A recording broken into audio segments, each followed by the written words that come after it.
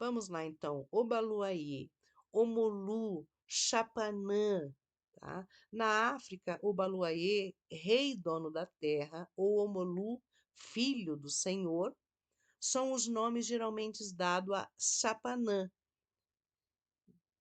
deus da varíola e das doenças contagiosas, cujo nome é perigoso ser pronunciado. Melhor definindo, ele é aquele que pune os malfeitores insolentes, enviando-lhes a varíola. Isso na África. O culto ao Baluaê, assim como o de Nanã-Burucu, do qual trataremos no próximo episódio, parece fazer parte de sistemas religiosos pré-Odudua. Nenhum nem outro consta na lista dos companheiros de Odudua quando de sua chegada a Ifé, né? Mas algumas lendas de Ifá dizem que Obaluaê estava já instalada em Oquê e Taze antes da chegada de Orumilá, que fazia parte daquele grupo. A antiguidade dos cultos de Obaluaê e Nanã-Burucu, frequentemente confundidos, né, em certas partes da África. Esse ritual é realizado sem o emprego de instrumentos de ferro, indicando que essas divindades faziam parte de uma civilização anterior à Idade do Ferro e à chegada de Ogum, que veio junto com o Dudua. Então, veja, né, esse cortejo que acompanha o Dudua é o que vem para formar a terra dos homens, né, onde os homens vão viver pacificamente com os orixás por um tempo. Mas Nanã e Omolu já existiam muito antes disso, eles se juntam depois, tá? Isso segundo, né, o contexto africano, tá? Mas o lugar de Obaluaê, de Omolu, é incerto. Há grandes possibilidades de que tenha sido em território Tapá ou Nupê, tá? Mas não se tem certeza. Há quem diga, inclusive, que alguns orixás existiram de fato, foram reis em determinados lugares, depois se tornaram orixá por uma razão ou outra, tal. Mas é muito difícil, porque, por exemplo, muito dessa cultura se perdeu, né?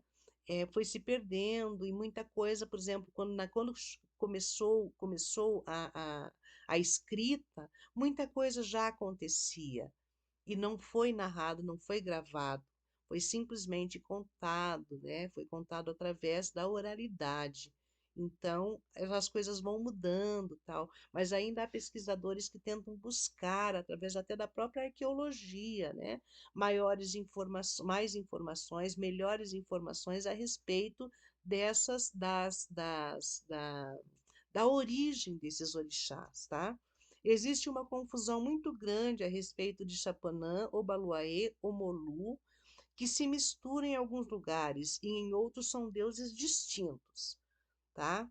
Na África, há um sincretismo entre duas divindades vindas, uma do leste, que é Sapanã, Obaluaê, Nanamburucu, e outra do oeste, que é Omolu e Nanamburucu, que se juntaram e tomaram o caráter único em Queto. Então, veja, essa questão do sincretismo que existe nos candomblés do Brasil, né, que está voltado aos orixás e às divindades, aos santos católicos, também veja que em Queto, em alguns momentos, pode ter havido também esse sincretismo, né, dos orixás, do Iorubás com orixás vindos lá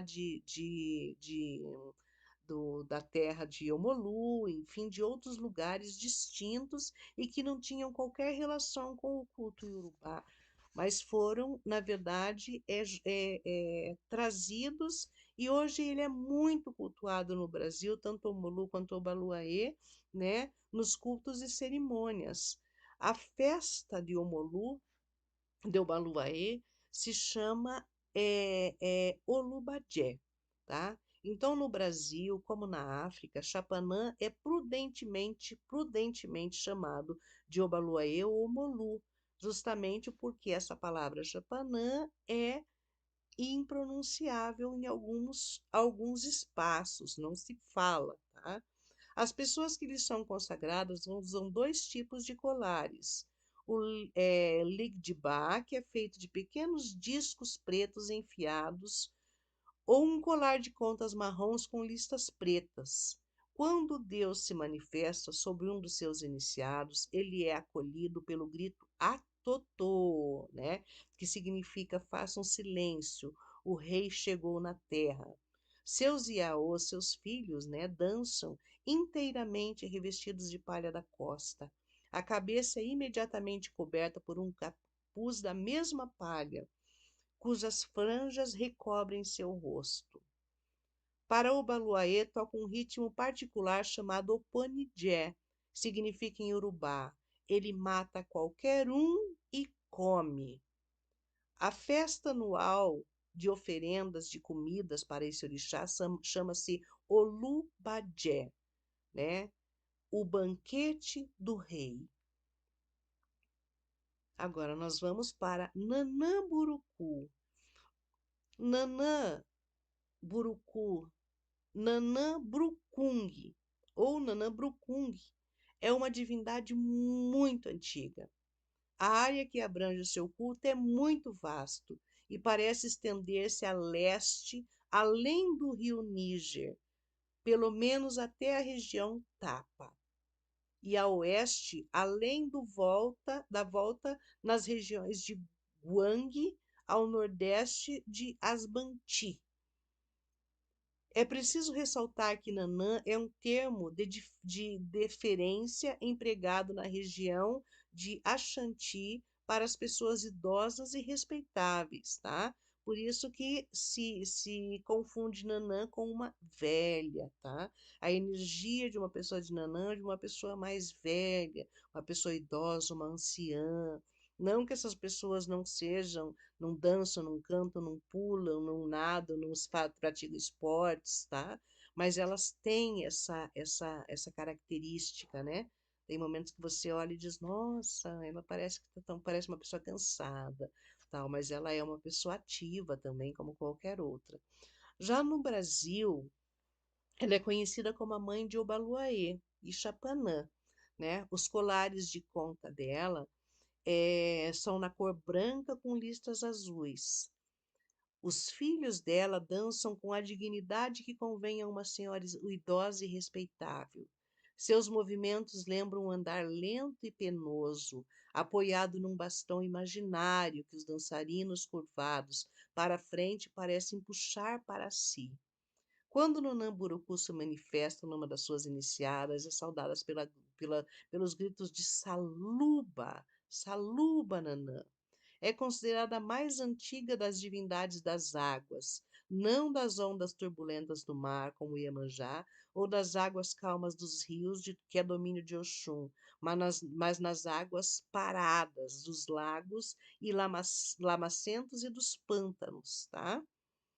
Depois nós temos Xangô, né? Na África, Xangô, como todos os outros Orixá e Ebara, pode ser descrito sob dois aspectos, histórico e divino. Porque conta-se em determinadas lendas, que Xangô foi, de fato, é o único orixá que foi gente, né? Mas isso é uma coisa também que não tem um estudo muito aprofundado a respeito, mas é possível, você vai ouvir em determinados lugares isso, tá bom? Então, por isso que diz sobre um aspecto histórico e divino. Como personagem histórico, Xangô teria sido o terceiro Alafim Oió, o rei de Oió, o filho de Oraniã. Xangô, no seu aspecto divino, permanece filho de Oraniã, divinizado, porém, tendo Yamacê como mãe e três divindades como esposa, Oiá, Oxum e Obá. Xangô é viril e atrevido, violento e justiceiro. Ele castiga os mentirosos, os ladrões e os malfeitosos.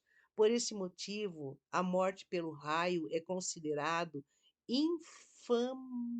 infamante, né? Uma pessoa que morre a partir de um raio, é como se fosse uma pessoa que tivesse má fama, entende? Ela não é uma pessoa bem vista, né? Principalmente na África. Aqui a gente não ouve falar muito isso, mas é como se fosse Xangô se vingando, porque essa pessoa, na verdade, ela é uma pessoa do mal, ela é uma pessoa que mente, uma pessoa que rouba, né? O símbolo de Xangô é o machado de duas lâminas estilizado, de nome Oxê, e os seus eleguns, os seus filhos, trazem nas mãos quando estão em transe, né? Esse machado lembra o símbolo de Zeus em Creta, tá? Há muita similaridade na mitologia africana com a mitologia greco-romana ou grega, tá?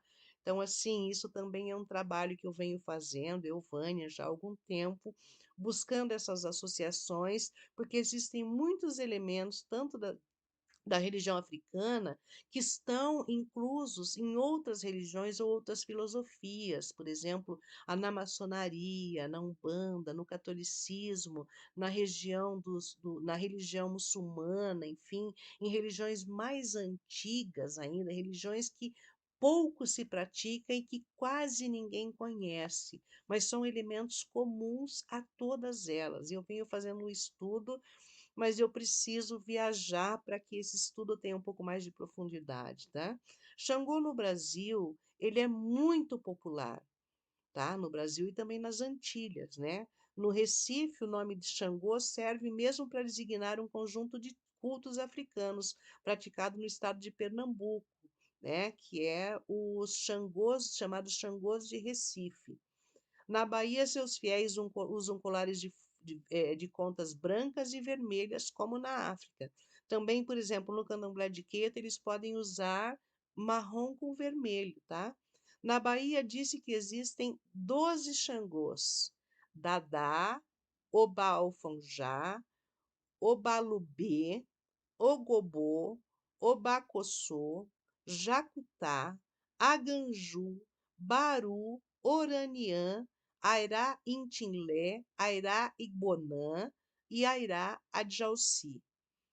Daí reina nesse contexto uma certa confusão nessa lista, porque Dadá é irmão de Xangô, Oraniã é pai de Xangô e Aganju é um dos seus sucessores, tá?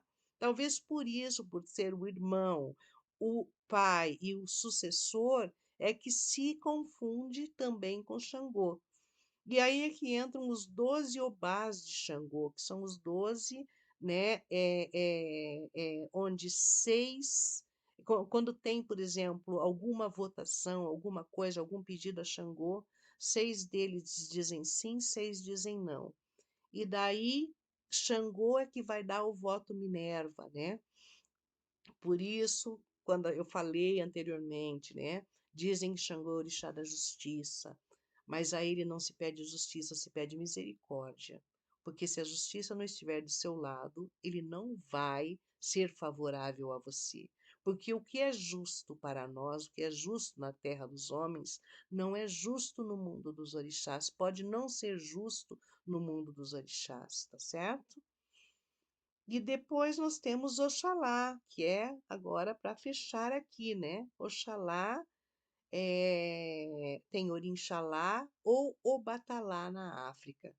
Orixalá ou Obatalá, o grande orixá, o rei do pano branco, ocupa uma posição única e inconteste do mais importante orixá e o mais elevado dos deuses iorubás. Foi o primeiro a ser criado por Olodumare, o Deus Supremo. Oxalá, ele no Brasil, ele é cultuado de uma forma tão intensa, né?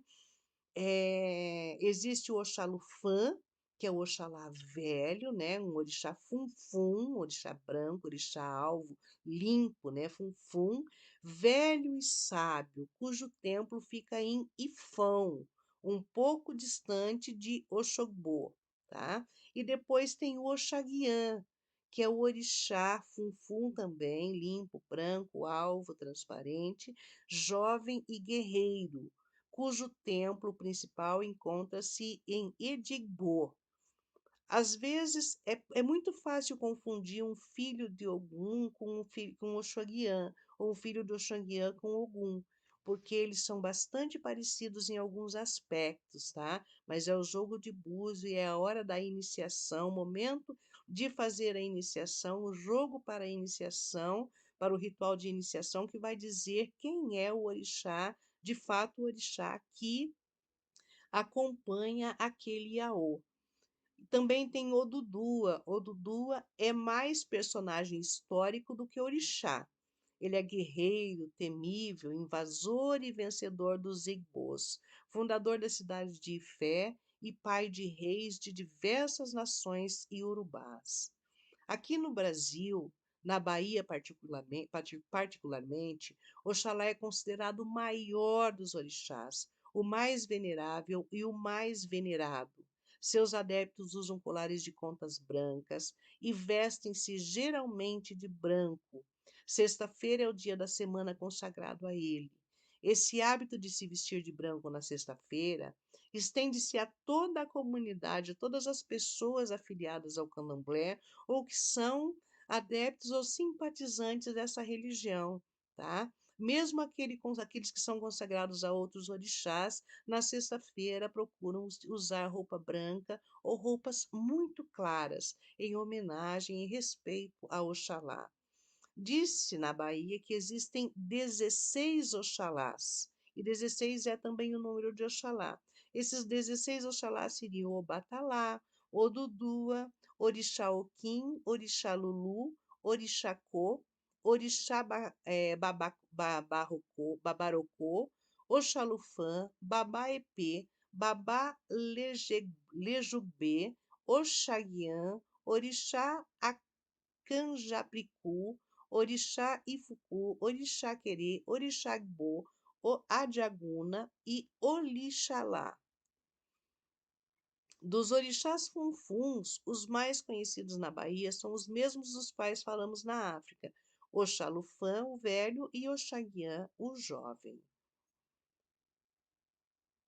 Então é isso, tá?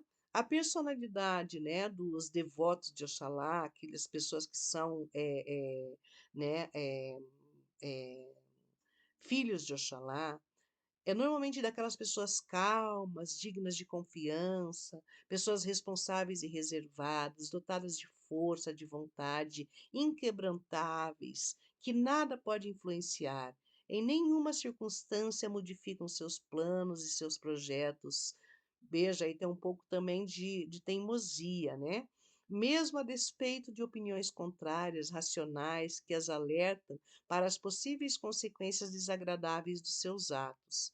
Tais pessoas, no entanto, sabem aceitar sem reclamar os resultados amargos daí decorrentes. Porque se eles fazem a escolha e se eles vão e dão errado, eles aceitam, né, o resultado, porque foram eles que quiseram fazer.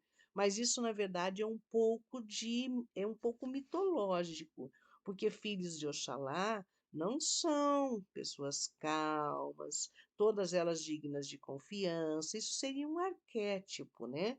Mas essas pessoas também podem praticar, são seres humanos. Por isso que eu repito, falo sempre: ninguém é o orixá, você tem aquela energia, mas você não é o Deus, você não é o orixá. Por isso que essas pessoas todas, como seres humanos, são dignas de cometerem os erros e as iniquidades que os seres humanos estão aptos a cometerem, tá? Então, tanto um filho de Ogum, quanto um filho de Oxalá, quanto um filho de Emanjá, de Oiá, de Odé, de Oxóssi, de Xangô, de Nanã, do Baluaê, de Ossan, de Oxumaré, de Euá, de Obá, qualquer pessoa tem a capacidade de fazer o bem e fazer o mal, morrer ou matar, tá?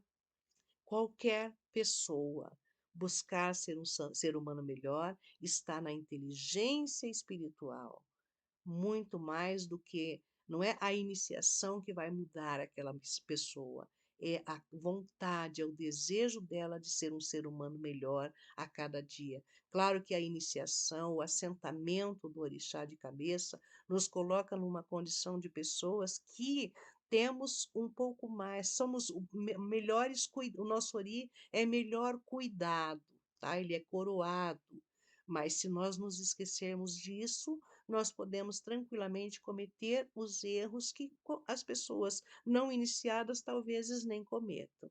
Muito obrigada a todos, né, por Vânia Fefegali, e qualquer coisa é só em mandar as perguntas lá no Instagram e no TikTok. Uma boa noite, obrigada a todo mundo.